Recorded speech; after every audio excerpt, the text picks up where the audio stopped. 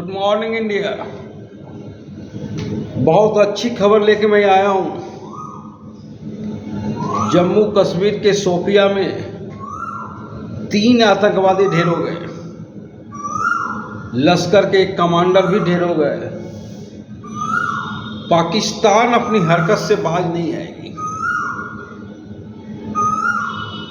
कल सीज़फायर युद्ध विराम एक दिन पहले हुआ, फिर आतंकवादी घुसपैठी चालू हो गया।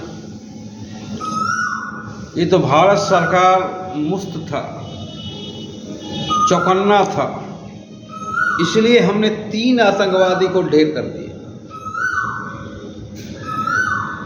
तो अब आतंकवाद का खात्मा होके रहेगा।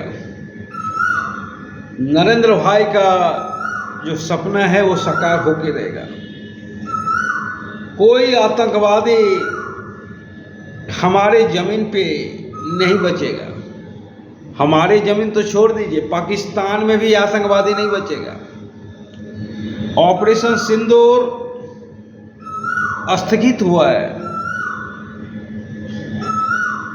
समाप्त नहीं हुआ है, और जब तक आतंकवाद समाप्त नहीं होगा तब तक ऑपरेशन सिंदूर चलता रहेगा।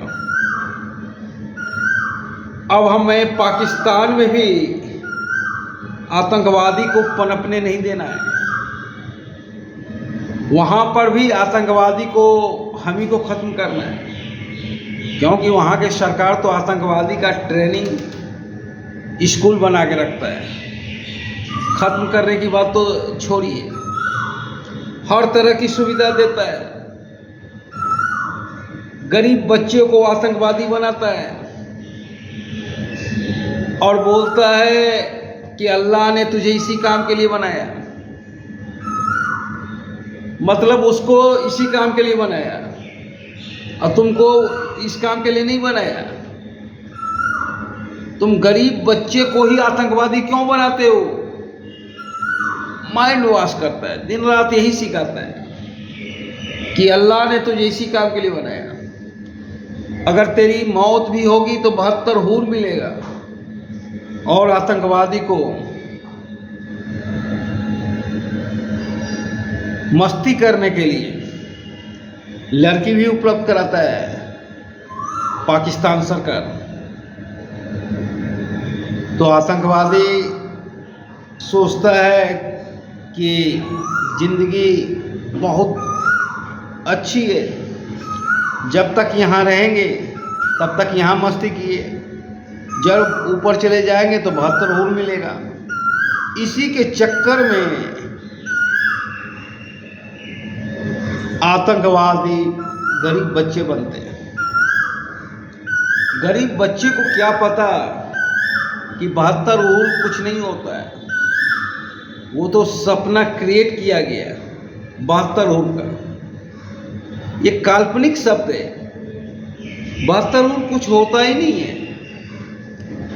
तो गरीब बच्चे इस 72 हूर के चलते अपने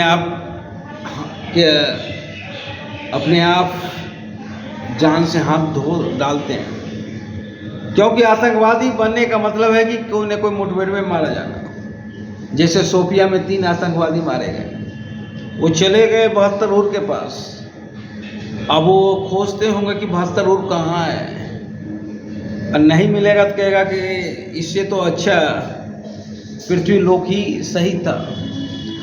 तो अभी तो 72 हूर खोज रहे होंगे। तो एक गुड न्यूज़ है कि अब भारत के ज़मीन पे आतंकवाद कभी भी हमारी सरकार पनपने नहीं देगी। भारत के ज़मीन पे तो छोड़िए, पाकिस्तान के ज़मीन पे भी आतंकवाद नहीं पनपेगा। जय हिंद।